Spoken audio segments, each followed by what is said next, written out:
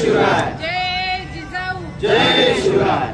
आणि मला आनंद आहे की तोच वसा आणि वारसा आपल्या नांदेडमध्ये या रूपाने आपण चालवतो आहोत. गेल्या 22-23 वर्षाची म्हणजे जवळजवळ 2 तपा इतका काळ ज्या जिजाऊ सृष्टीच्या उभारणीला लागला ते जिजाऊ सृष्टी या ठिकाणी आहे.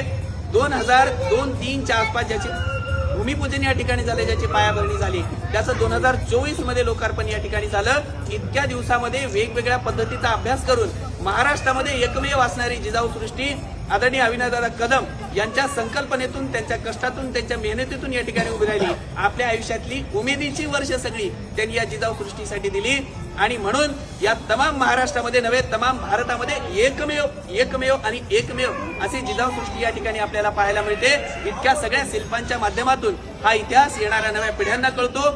माझं आव्हान आहे इथे उपस्थित असणाऱ्यांना प्रत्येकाला की आपल्या लेकरांना बागेमध्ये, चित्रपटगृहामध्ये, नाटकाला आपण नेतो, करमणुकीच्या ठिकाणी नेतो, पण आपल्या राजाचा, आपल्या राजमातेचा इतिहास दाखवण्यासाठी कधीतरी इथे आणावं. त्यांना या जिवंत शिल्पांची ओळख करून द्यावी आणि त्या जिवंत शिल्पाच्या खाली लिहिलेला जो इतिहास आहे तो आपल्या मुलांना वाचून दाखवावा.